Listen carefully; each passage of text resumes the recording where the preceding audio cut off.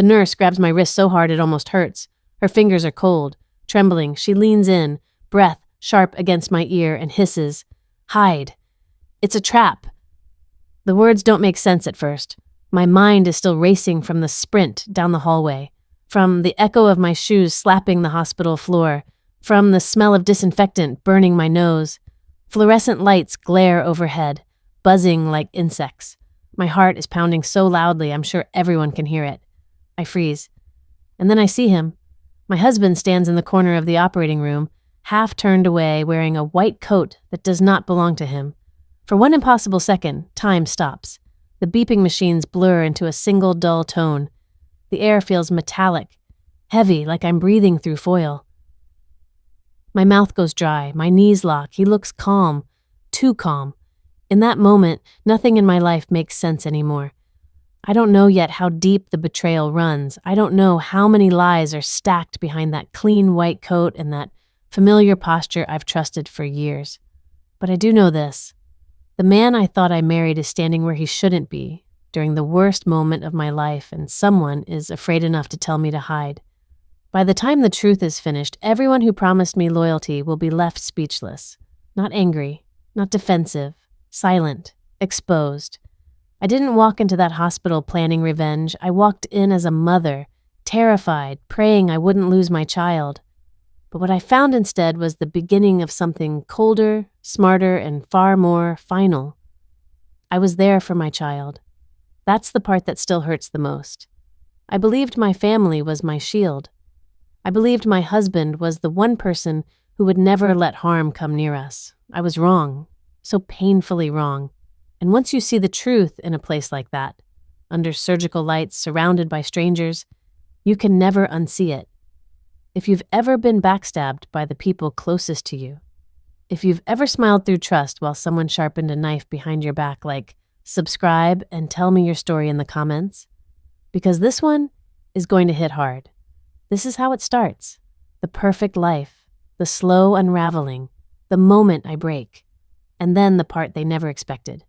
The calm, careful retribution and the aftermath that changed everything. I couldn't move. I had to know why he was there. Morning begins the way it always did. Small, faithful rituals that felt like anchors. I wake to the slow, safe sound of the house stirring, the kettle hissing, the soft thump of a cereal box in the next room, the distant murmur of traffic. The first thing I do is breathe in. Coffee. Warm, dark, a little bitter at the edges, then the lighter, sweeter scent of baby lotion from the shelf by the changing table. A smell so familiar it could be a map of the last 7 years. I cup the mug in both hands, close my eyes, and for a second the day is nothing more than those two smells and a promise that the small things will carry me through the big ones. He is already halfway through his tie when I come into the kitchen, laugh on his face. The easy way he folds his hand over mine and says, "I'll take care of it." His voice is steady, confident. I like that about him, that unflappable certainty, the kind that makes you think storms will pass because someone has already checked the forecast. There's a memory that always arrives with his laugh. A small church, sunlight through a stained glass window, my dress lifted in a breeze for a moment, and him saying something ridiculous so I would smile. I can still feel the heat of that day, the way his hand fit mine like it belonged there. Wedding photos hang in a frame by the hallway, a promise in high gloss, and I trace that promise with my eyes when I pass. Our mornings are choreography, breakfast for me, a check-in for him, a kiss for the child. He always takes the trash out. He always makes sure the car has gas. He always says, "I've got it." Those small consistencies are the architecture of trust.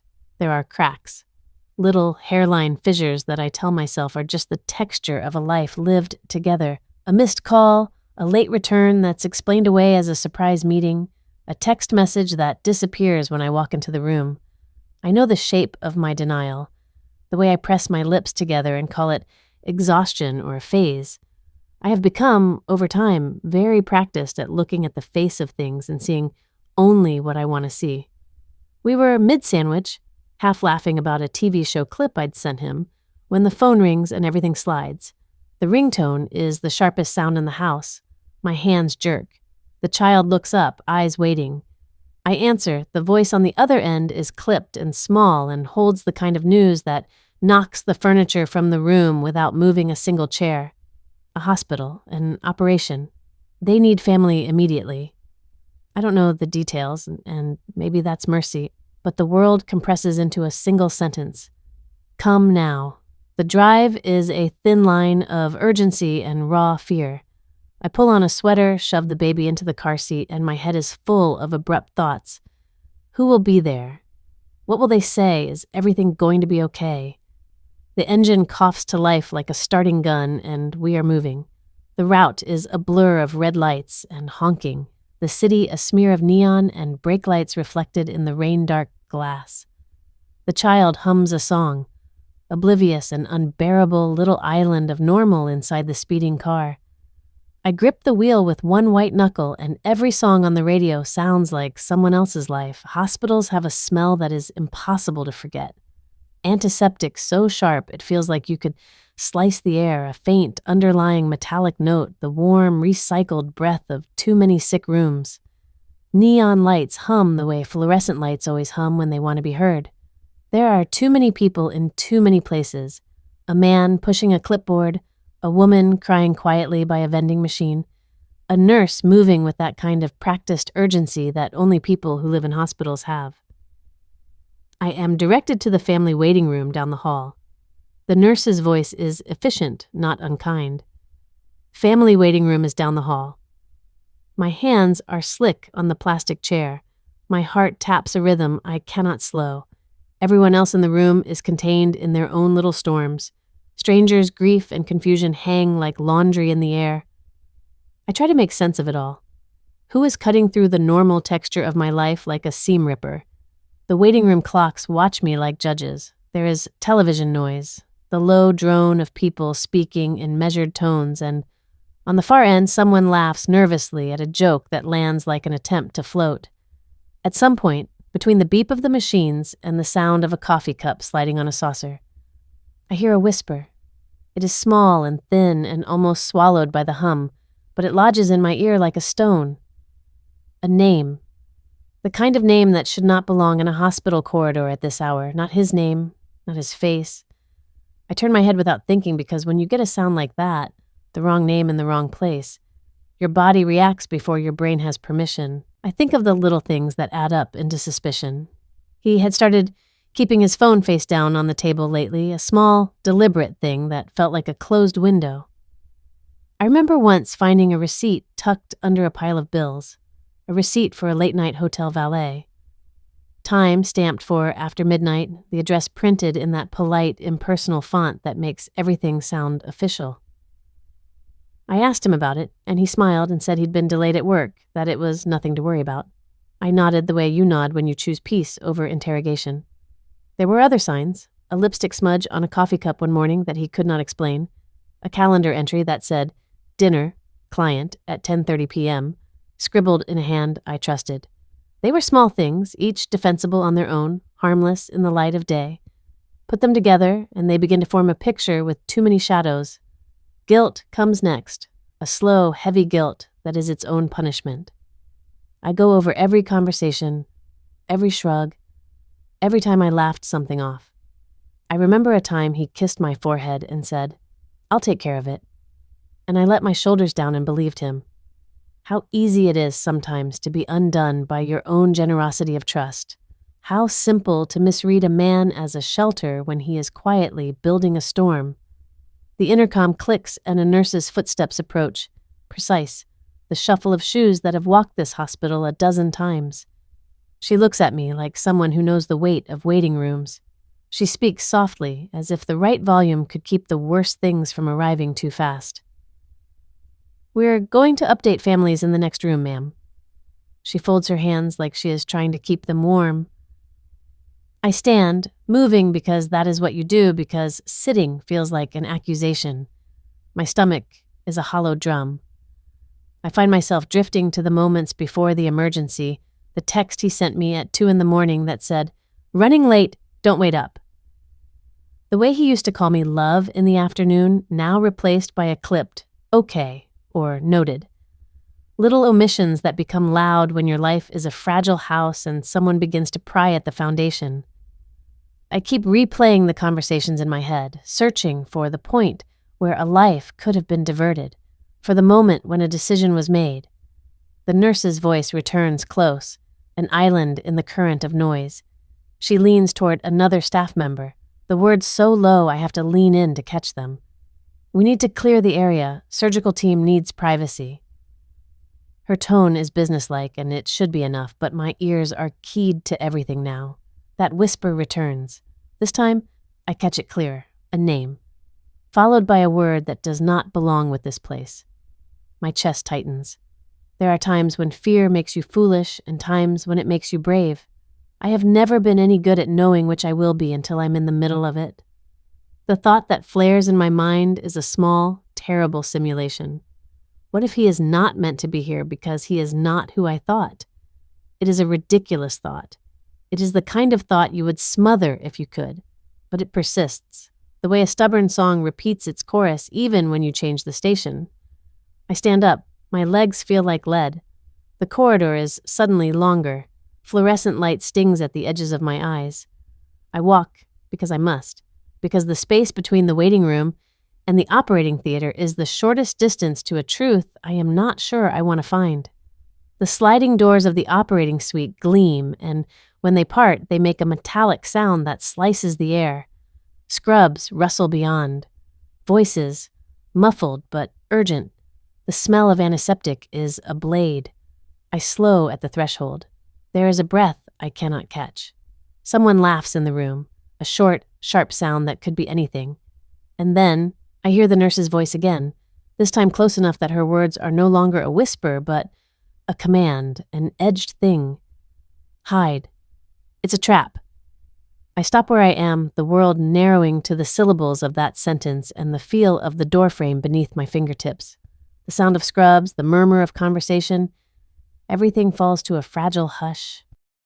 The doors part like a throat opening, and the blast of antiseptic hits me full in the face. Lights so bright they feel like interrogators hang over everything, turning skin into paper. The cart in the corner squeaks as someone nudges it, a small, jarring sound that rings in the room. For a second I think I'm moving in a dream, slow and thrumming, until my feet find the floor and I see him. He is not in scrubs. He is in a suit that looks too clean for this place, too deliberate for an emergency room corridor. The jacket is unbuttoned, tie slightly loose, the fabric catching the light and making him look like an actor who wandered onto the wrong set. He stands with his back to a stainless steel counter, whispering to a woman in scrubs. They lean toward each other. A private island in the middle of a public panic. Their heads are close. Their voices are low. I can't hear most of it. Most of it is shape, not sound. The tilt of his chin, the way his hand gestures, the slow nod of a conspirator. Then the words slice through, clear despite the busy air. If she finds out, everything collapses. It is as if someone has thrown a stone into the stillness. The phrase settles in my chest like a ledge. I reach for it, and my fingers come up empty. Machines beep in the background, constant and unhelpful. A nurse hovers at a monitor, her movements efficient. The scent of the room is metallic now and cold. For a breathless moment, I can only stare. He looks up. He locks eyes with me. That look is not about the emergency. It is not the look of a man trying to help or of someone shocked to see a wife in a corridor he should not be in. It is a look of calculation meeting surprise. The thin, terrible intersection of being caught and of being annoyed at the interruption. I feel the world tilt. People move in a wash of blurred color around the edges of my vision. I should have felt it earlier. I should have put all the small pieces together and called them what they were.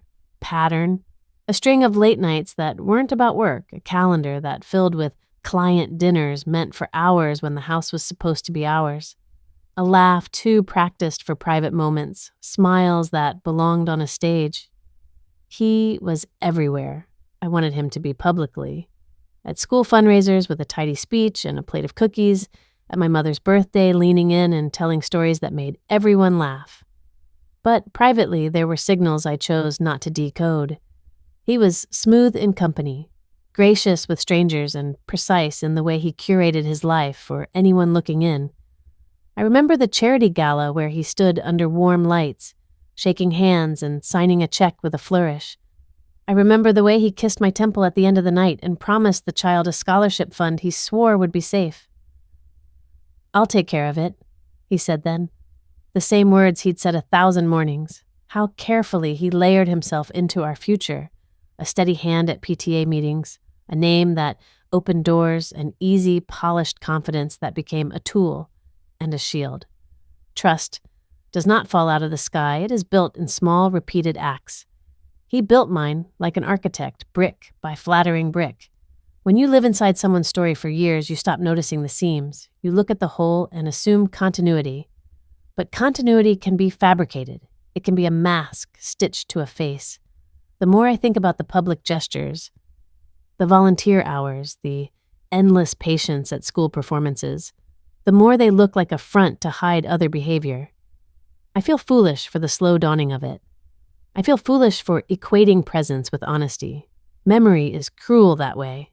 It takes details and rearranges them into an indictment. I see now the lipstick stain on a coffee cup he denied. I remember a bank notification, small, generic, that I dismissed because I trusted his explanation. I find myself cataloging moments like a detective who has just realized she's been living in a crime scene, receipts for places he never mentioned, messages that vanish when I approach, a hotel valet charge with a time that doesn't match any sensible schedule. Each item on its own is defensible, excusable even. Put together, they begin to sketch an outline of deliberate deceit.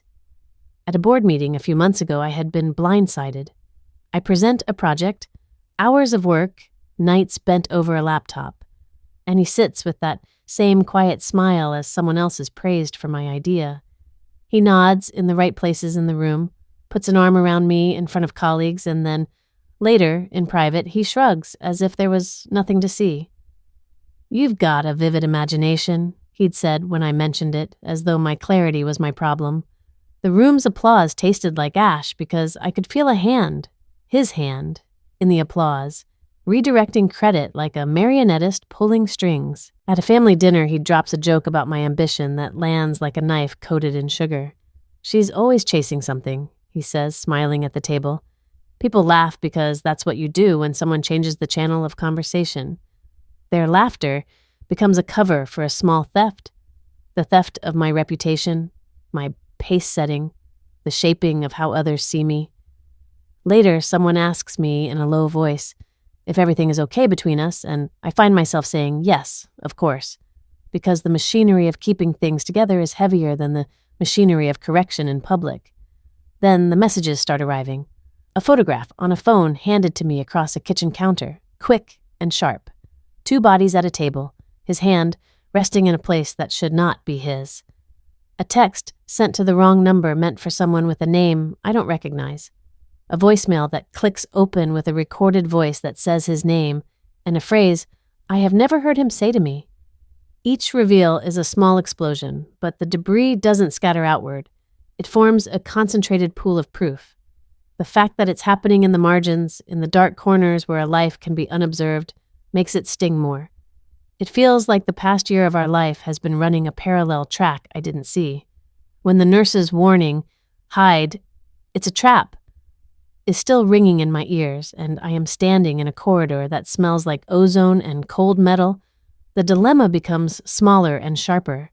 Betrayal is no longer an idea, it is an object in my hands, heavy and precise. I feel something like grief, but it's spliced with a raw, hot anger that tastes like iron on my tongue. Tears come, sudden and unwanted, and I wipe them angrily with the back of my hand because crying feels like conceding the field. I am not a woman who weeps and takes what is given. I am a mother who will fight for the life she has promised a child. The grief is personal. The knowledge that promises once made to me might have been made to other people or made at the cost of my peace. The anger is almost immediate. How had I missed the pattern? How had I allowed polite explanations to fill the gaps where attention should have been? The answers arrive like a slow trickle. Fear of confrontation, the comfort of not knowing, the willful blindness of wanting a husband who would be present. It's embarrassment, too. There's a corrosive little voice that whispers, "You should have known," but that voice is soon drowned by a steadier thought, louder and less indulgent. You are not naive. You were given carefully constructed lies. I step back and count consequences in a way I have never counted anything in my life. If what I suspect is true, and every new scrap tightens the noose of possibility, then the damage is not just personal. It bleeds into work, into friendships, into the secure future I had been planning for my child. The stakes are suddenly enormous. This isn't just about a broken promise. It's about who controls the narrative of our lives. People believe what they are shown. He has been showing them a version, he writes. I have been trusting it. If I allow him to keep spinning that story, little by little, my world will be rewritten with me on the margins. There is a low, steady sound in my ear that I realize is my breathing, measured now, intentional. The tear tracks on my cheeks cool. For a second, anger is all-consuming. Sharp sentences, a list of demands I could scream. But fury without plan is noise. Vengeance without boundaries eats you alive. I have seen how destructive that is in other lives, and I will not let it consume me. There is a coldness, then, that slides in, not a flash of cruelty, but a clarity that is almost surgical. If I am to protect my child and my life, I will need something better than fits and bursts. I will need evidence. I will need a map. I will need allies and timing and a way to make the truth undeniable. I let the anger settle into resolve. I will not let them rewrite my life, I tell myself, because saying it aloud makes it less fragile. The words are small, but they make a sound like armor snapping into place. I think of all the nights I sat up worrying about bills and school applications and whether the world I was building was sturdy enough. I built that world, brick by small choice. I did not give permission for anyone to dismantle it quietly, so I breathe. I gather myself. I do not storm out with screams or accusations. I walk back through the antiseptic air and sit in the waiting room like the woman I was 5 minutes ago, the woman who appears small and frightened and composed. Inside, a plan begins to sketch itself, not a plan of destruction, but of exposure, precise, proportional, unmistakable. I will be methodical. I will be clean. I will make sure the evidence speaks louder than any of his silver speeches. For now, I sit and breathe and let the room hum around me. The child is asleep against my chest like a small, trusting animal. I touch a finger to a forehead and feel the warmth there, such a simple, irrefutable fact. I will not let that warmth be stolen. I will not let the story of our life be rewritten without my voice in it. The anger is still hot, but it has a purpose. The grief is still there, but it is smaller than the resolve. I will plan. I will wait. I will not act recklessly. The calm of that decision is almost terrifying in its intensity, because beneath it there is an acknowledgement. Once you start pulling, everything that was stitched can come undone. But I prefer the risk of pulling the loose threads to the slow erosion of having my life quietly emptied. And so I begin quietly with the smallest, most ordinary of first steps. I put the child down in the waiting room chair, I steady my breath, and I reach for my phone. I sit at the kitchen table with the light low and the child asleep in the next room, and the house feels like borrowed space, my life rearranged around a rumor of truth. The envelope is crumpled in my hand. I have not meant to open it here. I told myself I would save it for daylight, for witnesses, for the kind of dignity that belongs with decisions. But secrets do not wait politely for schedules. The paper slides under my thumb with a sound like a coin on a counter. It is an unremarkable noise, and yet it hits me like a bell. I spread the documents out, bank statements, transaction lists, a printout of an email thread. The paper is thin and carries the scent of other places, printer toner, the faint dryness of static from fluorescent-lit offices. My fingers tremble as I trace lines with the pads of my thumbs. Numbers swim for a second, then become clear.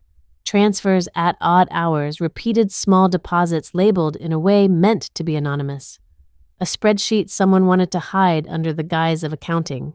It is all the more treacherous for its mundanity. Fractions and dates, little arrows pointing to other accounts, the kind of thing you miss if you do not look for it. There is a folder with photographs. I try not to breathe as I flip. 2 bodies at a table, a hand on a thigh. A smile captured too easily. I have seen photographs before in other contexts, as evidence on a screen, as a rumor passed in hushed tones. Seeing them here printed on glossy paper feels like an incision. The light I have trusted in my home seems suddenly clinical, focused, revealing. I want to tear the images to pieces. Instead, I fold them in, careful, like I am preserving fossils for a later observer. Then the voicemail puts everything in words. I hit play because my thumb has moved before my mind can tell it to stop. His voice comes through, not the voice I have when he speaks to me across ordinary rooms, but something worked and hushed, a conversation meant for half sleep and secrecy. There is a laugh in it I have never heard aimed at me. It is directed toward another's complicity, and then his voice leans in, casual and lethal. She'll never figure it out. We were careful. It was easy. For a moment, the room convulses with sound. I can hear the refrigerator in the background, an ordinary hum that becomes obscene next to the words. My pulse hammers in my throat. The recording plays again, as if the device is trying to convince me that I heard right.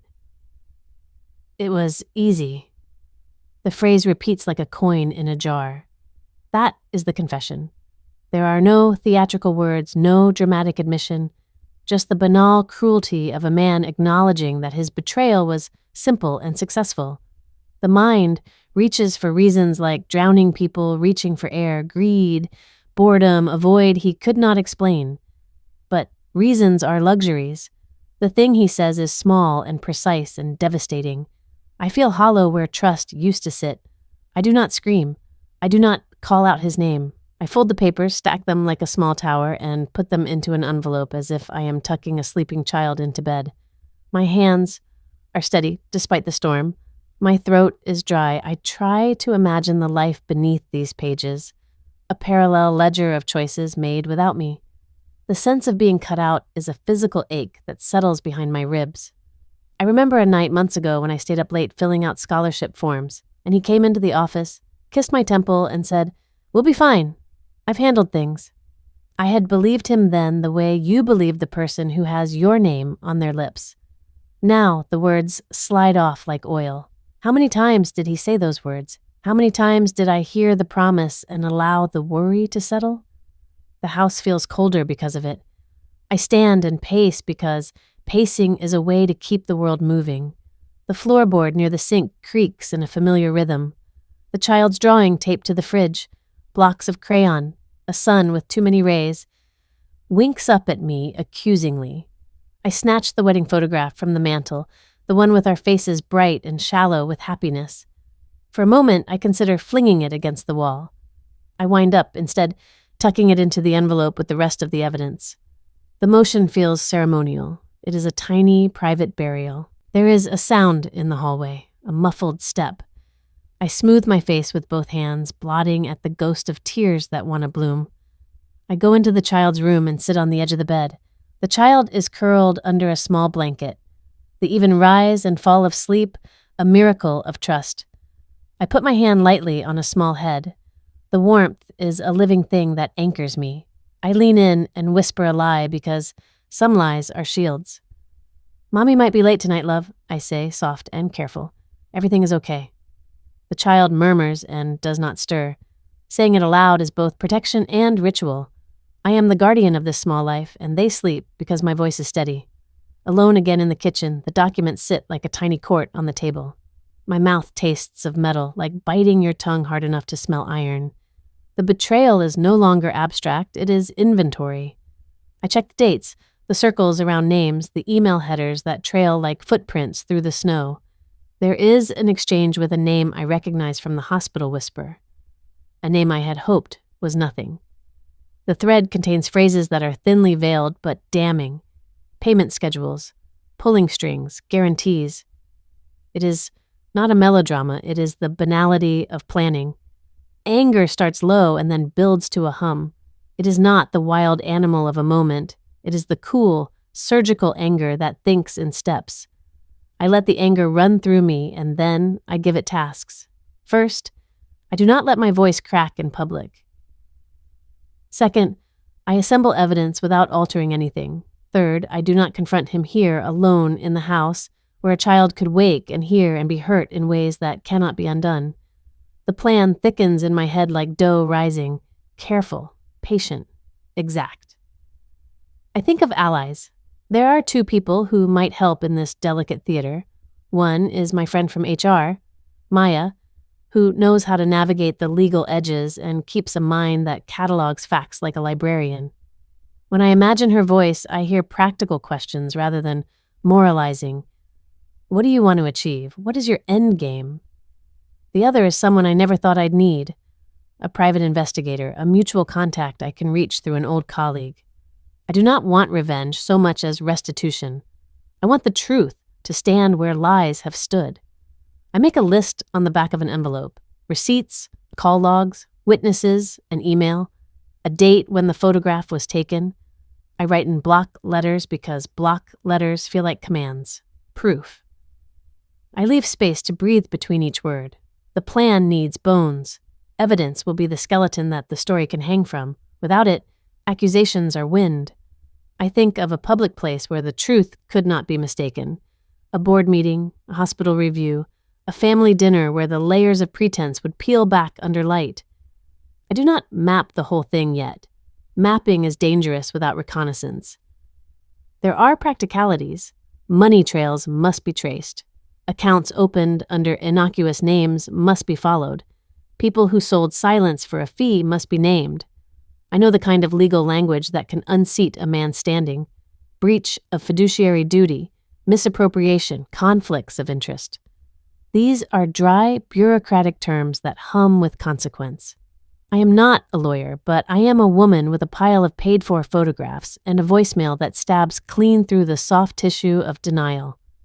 I will find the professionals to translate my hurt into action. My mouth tastes sour with the memory of his voice again. It was easy. The phrase is a pebble that bowls my composure, but beneath the fury is a practical voice that keeps whispering, evidence first, exposure second. I imagine a dossier so clean it cannot be dismissed as a spiteful act. I imagine witnesses who will speak in a flat tone and a spreadsheet that highlights the money moving from account to account, with dates that correspond to hospital visits and late-night receipts. I imagine the silence that will fall over a room when the story arrives with documentation attached. I make arrangements in my mind.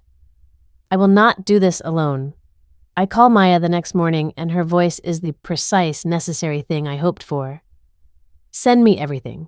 Lock it in a folder. Don't change any files. We'll strategize. The PI is harder to reach. He asks for a retainer and a list of facts. I pay because the cost of inaction is higher. The world will not correct itself out of shame. People hide until someone with patience and documentation forces them into daylight. The personal is tangled with the practical.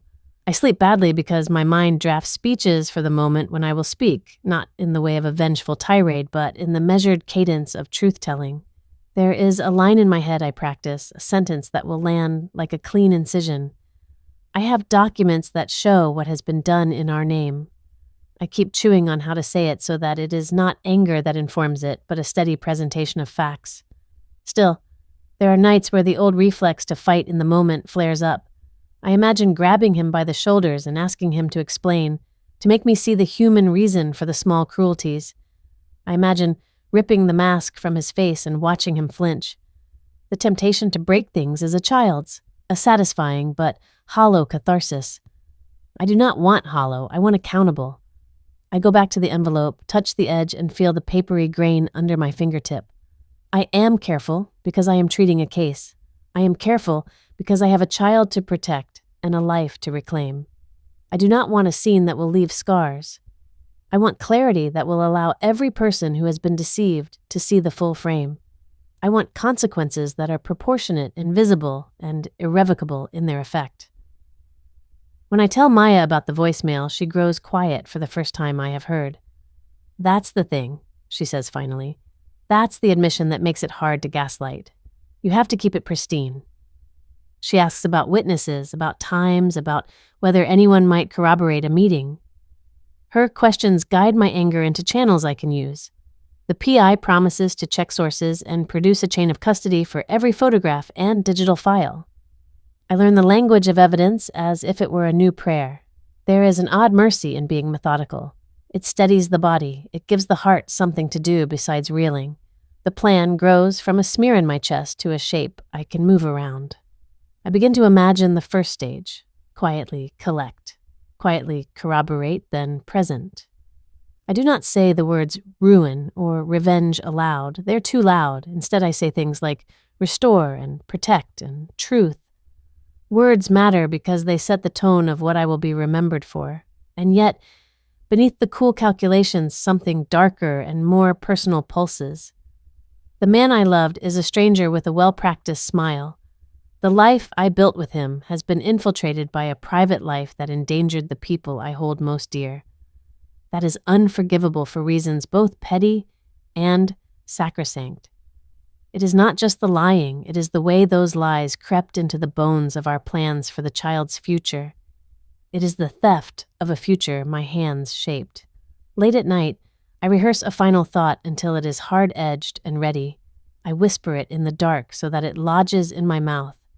I will not let them erase us. I will not let this be the story they get to tell. There is a calm in the whisper, but underneath it is an absolute. If they have built their life on the back of my trust, then I will build the way to bring it down with the same quiet precision. I fold the papers back into the envelope, lock the drawer where I keep old passports and small private things, and put the pile inside. I stand in the kitchen and listen to the empty house breathe. The anger is no longer a flare, it is a tool. The grief is not a collapse, but an engine. A plan exists now, sketched in the margins of my life. I will not act without proof. I will not act alone. I will be deliberate. If I was going to take everything down, I needed proof. Planning feels like learning to breathe slowly after running. Deliberate, counted, a rhythm that keeps panic from leaping back in. I sit at the kitchen table with the lamp low and a laptop open, a cold mug beside it, the steam long gone. The night is quiet except for the steady click of keys and the soft whir of the refrigerator. Coffee has congealed at the bottom of the cup, a bitter sediment that I don't touch. On the table, papers fan out like evidence for a trial I am inventing as I go. Bank statements, time-stamped photos, printouts of messages, scribbled notes with names and dates. It looks messy, the kind of mess that hides careful intent. I call Maya first. She is the friend from HR who can speak legal language without making it sound like thunder. Her voice is the precise instrument I want. Send me everything, she says, the kind of response that eats indecision for breakfast. We'll catalog it. Don't touch files, don't resave photos, do nothing that would alter metadata. Keep originals. Her phrasing matters. She treats this like a case, not a tantrum. She asks the practical questions. What do I want? Who will be hurt by exposure? What do I fear most? Her questions turn my heat into shape. A private investigator named Arthur becomes the next necessary voice. He's not glamorous. He smells faintly of cheap cologne and old paper. He likes lists. He asks about dates and movements and timelines. He doesn't promise miracles, only paper trails and corroboration. I want more than rumors. I want a dossier so clean it will not be dismissed as spite. Arthur's presence gives me permission to stop imagining scenarios and begin collecting facts. There is a pile of household files I never thought I would look at. Account statements, old contracts, bills with little annotations I had made in a hurry. I learned to read them like a new language. Small transfers that once seemed like administrative footwork now glint like clues. A line here, a repeated payee there, transactions that cluster on nights his calendar said, out of town. I make a list. Receipts, dates, witnesses, times, the places where coincidence becomes pattern. I'm careful because I have learned from the voice of caution. Don't destroy the thing you need to prove. I keep a notebook next to the laptop. It becomes the map of the work. Who, what, when, why. I write in block letters. The act of writing is a ritual that steadies me. Who will corroborate? I write. And the name of the nurse from the corridor, the one who gripped my wrist and told me to hide, slides into the list. Who else was there? I add the woman in scrubs he had been whispering to, the valet attendant who signed a receipt, the colleague who once made a joke with a tone that suggested an intimacy beyond work. Late nights become a series of small private actions. I sit in the dark with headphones on, listening to voicemail again and again, noting inflection, the little background noises that prove context. I do not edit. I do not exaggerate. I save, label, and back up. I file a copy with Arthur. We create a chain of custody for every digital file. He teaches me the importance of preserving original timestamps and the horror of breaking evidence through breathless tampering. Each lesson is a hardening of resolve. There are practical lists, things to obtain legally, credit card statements, service contracts, logins for accounts I can access legitimately, timestamps from social media that show presence in places at specific times. Maya lines up the next day with a checklist that feels like armor: HR policies, non-compete clauses, possible conflicts of interest, company disclosure obligations. She asks for names of company board members, for dates of meetings, for anything that would make a reveal public in a place where people could not quietly look away. At the same time, I set traps that are not traps in the malicious sense, but opportunities for the truth to surface. I arrange for an innocuous email to be sent to a friend who might receive the wrong reply. I forward a non-threatening document to a collaborator to watch if anyone intercepts it. I do not hack or forge. I do not want to become the spidery hand that pulls strings in the dark. I want the story to stand on its own weight. I want real proof to fall into daylight by itself. In the end, the difference between rage and strategy is patience. I spend days doing the boring work, numbering pages, writing succinct summaries, printing things twice, and storing one set off-site. I back up digital files in 3 places. I speak to a lawyer in the evenings who gives me the shape of legal consequences without the moral outrage, reminding me that public exposure must be accompanied by something stronger if I want consequences that last. Make sure your motives are clear, she says. Frame this as protection, not punishment. The court of public opinion can be messy. Her caution becomes my framing device. This is not spectacle. This is setting the record straight. When I start making moves, they're small and surgical. A petty rumor leaked to colleagues is not my style. I test the water by letting a small, verifiable truth out through the right channels and watch how people respond. I talk quietly to a mutual friend who is likely to call him, and I listen for the cadence of his excuses. The first tiny release is to the hospital administration. A discreet inquiry couched as a question. Would someone in his position be allowed in the operating theater with a suit? I watch how the administration circles respond. Their hedging tells me more than a direct refusal would have. The first risk is a meeting with a minor player who is more nervous than loyal. I confront them gently. Do you know anything? The person stammers, then offers a detail, an offhand comment about schedules and favors. The detail is small, but it fits. Their eagerness to help, once they realize this is not a witch hunt, becomes a thread I can tug.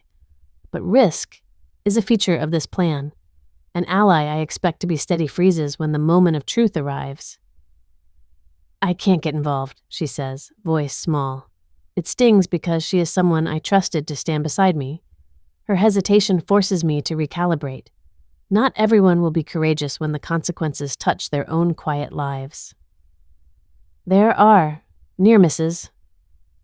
Once, in the middle of dropping a file in a mailbox for Arthur to pick up, I spot his car idling across the street.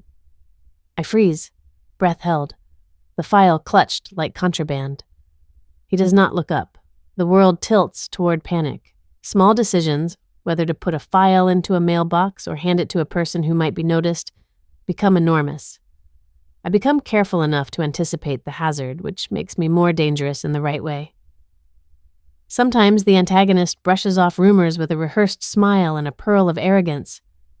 People love gossip, he says to a reporter at a function I attend by accident, as if his lightness could dismiss the weight building behind the curtain. That casual dismissal only sharpens my urgency. I begin to understand the theater of reputation. People will believe a man who smiles and holds a glass in his hand. So I assemble a setting where smiling won't be enough. There are moments of cruelty to myself, nights where I replay things I wish I had done differently, speeches I imagine making, apologies I wish I had demanded earlier. I go to bed exhausted, waking at odd hours to scribble notes on my phone. I remind myself why this matters. It is not vanity. It is survival. It is for the child and for the future I had provisioned with hope. It is for the quiet dignity of a life not to be stolen by someone who never agreed to account for the cost. Setbacks arrive, as they always do. An email that I thought would be pristine is mysteriously missing from a server.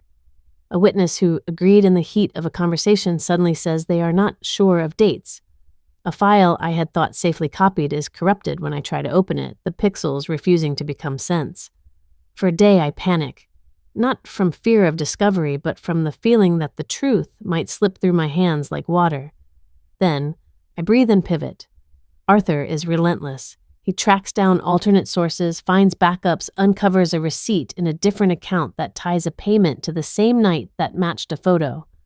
Maya calls late with a transcription of a whispered conversation she managed to coax from a colleague.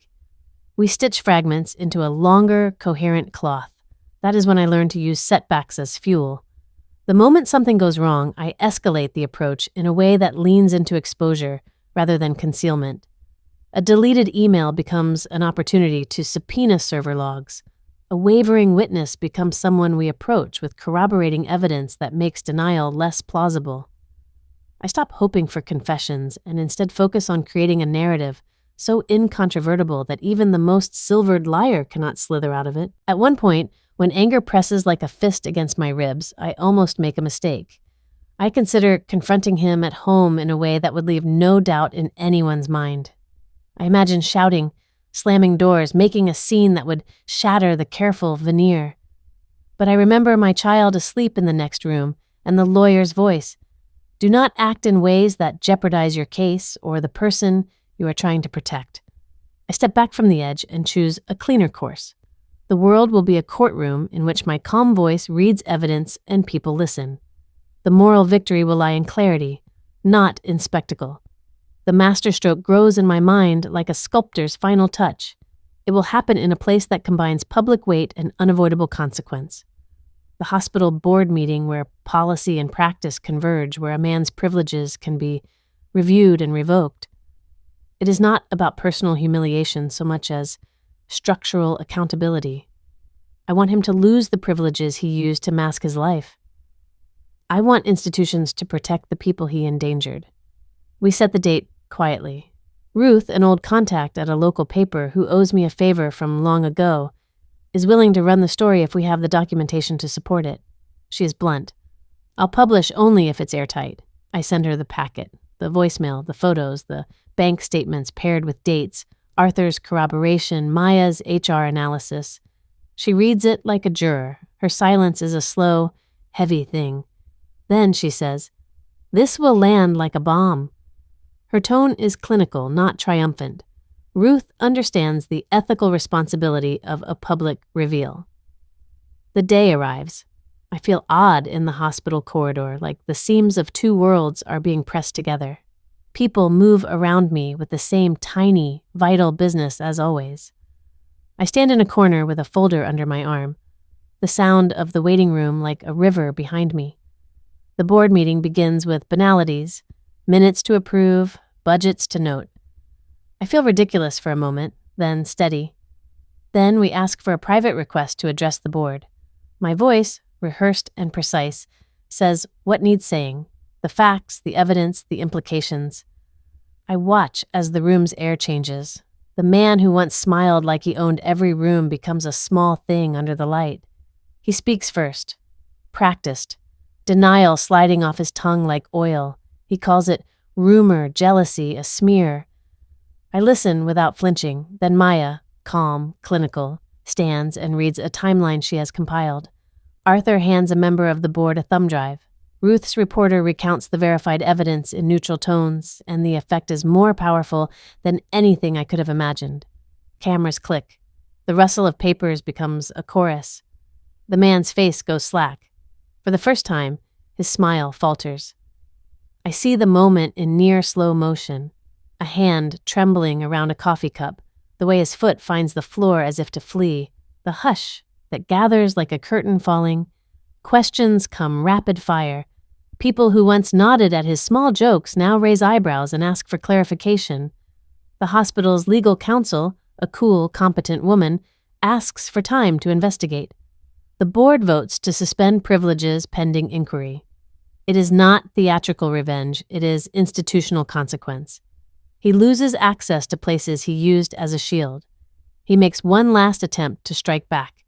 A carefully worded press release, a frantic text to a board member arguing loyalty, a threat of defamation that is more hiss than thunder.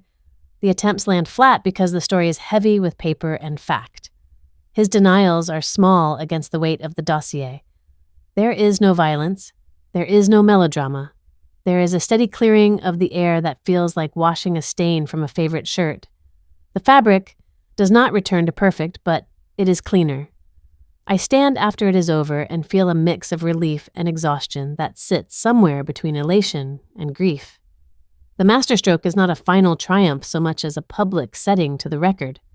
People who counted on his smile begin to ask questions.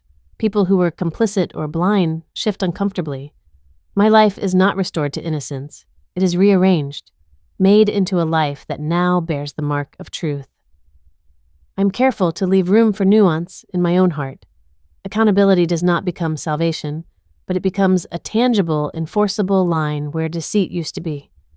As we leave the boardroom, cameras flash like distant lightning. The crowd's whispers follow us for a moment and then disperse into the hospital's ordinary noise. I sense one last sudden movement from him, a final, desperate attempt to rewrite the story with a counterclaim, a document he says will exonerate him.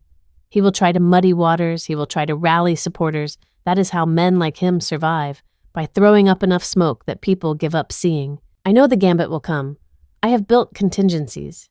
Ruth is already preparing follow-ups. Arthur keeps finding corroboration. Maya has filed the appropriate reports. The machinery we set in motion is slow and steady, and unlike rage, it does not burn itself out. Standing in the fluorescent glare of the hospital corridor, the folder against my ribs feels like a small shield. The plan worked not because it crushed, but because it was precise. I did not humiliate for show. I asked institutions to do their jobs. I gave evidence, not vengeance. For a while, the world will be reorganizing itself around this truth. It is enough. And yet, as we walk away, I cannot help but look back and see his silhouette framed in a doorway. The last-ditch glare of a man whose options have narrowed. He will not be silent in defeat. He will try to claw his way back with rumors or lies or legal threats. That is the cliffhanger no one mentions in the celebration. Even when a life is exposed, the person who lived inside the half-truth can always attempt to strike again. I tuck the folder into my bag and press my palm to my chest. The work is not over. Evidence is organized, consequences initiated, but the true test is patience. The masterstroke has been fired. Now I must watch its trajectory. The boardroom emptied like a theater after a performance. People folding their programs and stepping into a cool, ordinary evening, as if nothing monumental had just been admitted into the light. I stayed a moment longer, hands chilled from holding papers and a thumb drive until the edges bit into my skin. The adrenaline that had driven me through rehearsed sentences and steady evidence loosened like a rope being let slack. It ran out of me in a long, slow exhale that felt almost obscene after weeks of tightness. My knees stopped humming. My vision cleared in the gentlest possible way, as if someone had lifted a fog and set the day back in focus. He sat at the side of the room, smaller than the man I remembered at gala nights, his suit a little too heavy, his smile thinned. The applause, polite, confused, was the kind that carries a question mark. People looked at him like students might look at a teacher who had failed an exam. Discomfort threaded through surprise. For a while, he tried to steady himself with words that had been his currency. Charm, light jokes, a deflecting joke aimed at an audience that no longer wanted to laugh. "You don't understand," he said to the board, or perhaps to me. The syllables came out like an old script badly recited. That was the moment that felt, in a strange, precise way, like a mercy. He was flailing in the small, familiar ways of those who have always relied on performance to survive. His words slurred into pleas that were mostly about lost reputation and the pain of being misjudged. He attempted to shift blame, to suggest motives I did not have. The legal counsel's expression remained neutral. The cameras clicked with a rhythm that felt like a metronome for truth. When he turned toward me with that tired, habitual plea, I found my voice folded into a single sentence. I do, that's the problem. The line landed not as a barb, but as a closing of a door. It was an admission and a verdict. In it was every late-night excuse and every careful fabrication. The phrase contained the weight of living beside someone who had rehearsed countless alternatives to honesty. For a moment, his face softened, as if there had been, somewhere behind the performance, a real person who still recognized my presence. I did not savor the softness. I felt a measured, clean relief, not the gloating joy I had imagined in the darkest hours, but the quiet approval of a plan that had been executed with care. The immediate aftermath was an orchestra of practicalities. The hospital suspended his privileges pending a formal inquiry. HR called with a schedule of meetings and paperwork spaced out like a precise bureaucratic map of consequence. There were emails to respond to that, read like official incantations. Investigations initiated, confidentiality protocols engaged, liability concerns to be assessed. Friends began to pick sides in ways that were awkward and sometimes cruel. Some, who had once smiled at his jokes, now avoided eye contact. Others defended him at first, suspicious of the neat bundle of evidence, only to grow quiet when asked for specifics. It is strange to watch people rearrange themselves the way broken furniture gets shifted after a storm. There were public ripples, too. Messages filled my phone in waves.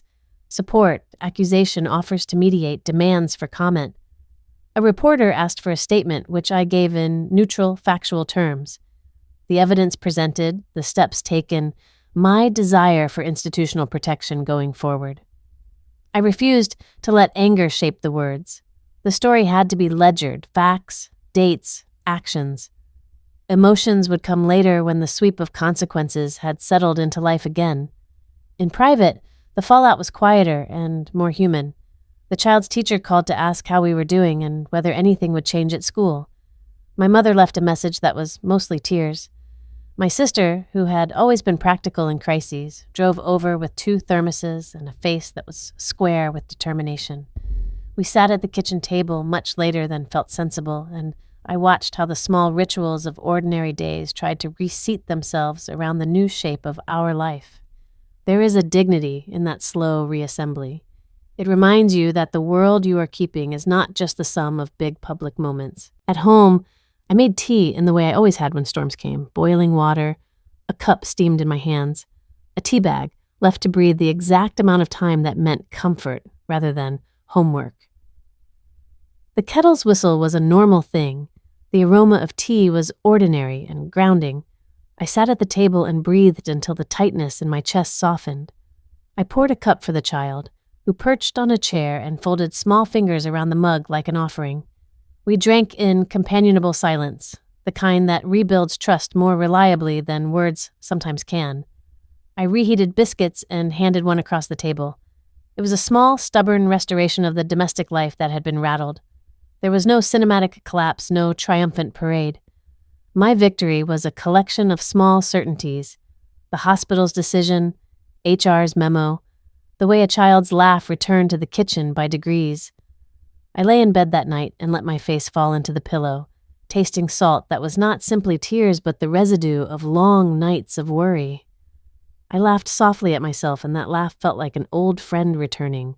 It was not glee, it was relief wrapped in exhaustion. Even amid the relief, there were costs to consider. The lines between justice and revenge are subtle, and I had spent months walking them like a tightrope. I had carefully avoided cruelty in public because cruelty is satisfying in the moment and corrosive in the long run. I had wanted consequences true to the harm, institutional safeguards, accountability, a future where the child's life would not be shadowed by someone else's secrecy. That is not the same as wanting him to be destroyed. I wanted the structures that enabled his behavior to be corrected. I wanted the people who had been hurt to see the truth and the child to grow up with less risk on their shoulders. The emotional fallout required tending. I had to answer questions my child did not need to know yet and choose the words that would protect rather than poison. To a friend who asked pointedly whether I felt vindictive, I gave a careful answer. I didn't want to break anyone. I wanted to stop them from breaking us. The sentence landed between us with a plainness that avoided both self-righteousness and self-justification. It was the truth as I felt it, correction without malice. There were moments of unexpected grace. A nurse from the corridor, the woman who had gripped my wrist and told me to hide, approached me one afternoon after the formal inquiries had begun. She had tea in a paper cup and the kind of tired, gentle face that belongs to people who hold other people's emergencies like sheepfolds. Her voice was low. "I didn't know how to say it then," she said. "But thank you. You did the thing that needed doing." The thanks landed like a small bell. It was not a fanfare. It was a human acknowledgement that my choices had ripple effects, that someone else's courage to speak softly had helped make room for truth. That note, that simple gratitude, stayed with me more than the headlines or the legal letters.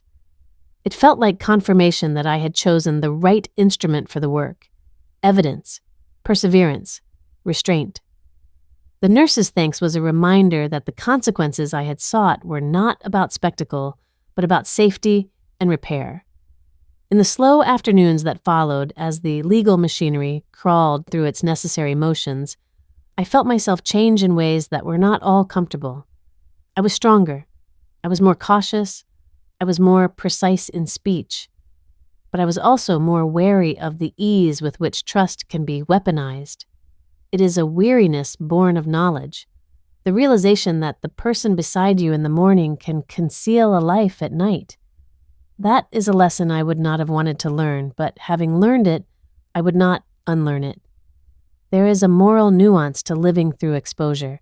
Justice feels good when it is clean and proportionate. Revenge feels hollow when it devours your better self. I had kept myself from becoming the caricature of rage by making a plan that aimed at structures, not at humiliation for its own sake. Yet, even with that restraint, I had to be honest with myself. This changed me. I sleep differently. I monitor accounts. I watch for the small signs I once dismissed. That kind of vigilance is both gift and burden. On a quiet night, after the papers had been filed and the school had acknowledged they would tighten procedures, I walked to the window and watched a child down the street ride a bike with the terrible confidence of someone who does not yet know what waits ahead. I wanted that for my own child. The same reckless joy, the same trust in the small certainties of life. I had done the work to make space for that kind of childhood, and it was enough to feel both proud and bruised. The final line that kept coming back to me was simple and true. I didn't want to break anyone. I wanted to stop them from breaking us.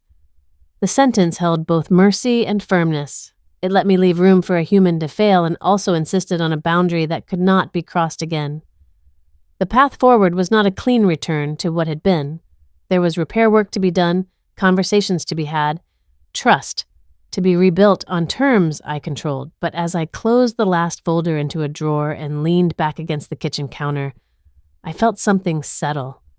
Not victory exactly, not peace exactly, a kind of readiness, a new architecture for my life that would carry us forward.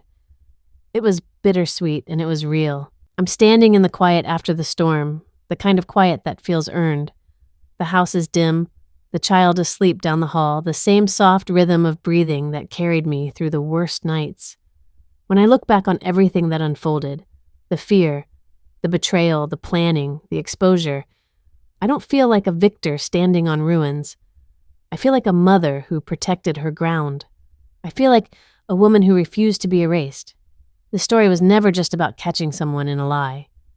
It was about trust, the kind you hand over without a receipt, and what happens when that trust is treated like it's disposable. It was about standing in a hospital hallway thinking your world is safe, only to realize the danger was already inside. And it was about choosing dignity over silence, clarity over chaos, and action over collapse. I didn't set out to become hard. I set out to become whole again, to reclaim my voice in rooms where I was expected to stay small, to make sure my child grows up knowing that love doesn't mean enduring betrayal and strength doesn't mean losing your soul. Justice, when it's done right, isn't loud, it's steady, it lets you sleep again. If this revenge saga gave you that rush of justice, smash like, subscribe for more epic tales, and share your revenge story in the comments. Click the next video box for another one. As the screen fades, imagine the before and after, not as spectacle, but as proof. Proof that you can survive being betrayed by the people closest to you. Proof that your name, your life, your future are not things anyone else gets to edit without permission. Real names were changed. The truth was not. And before you go, tell me this. What would you have done at the OR doorway? They thought they could rewrite my story. Instead, I closed the book on them.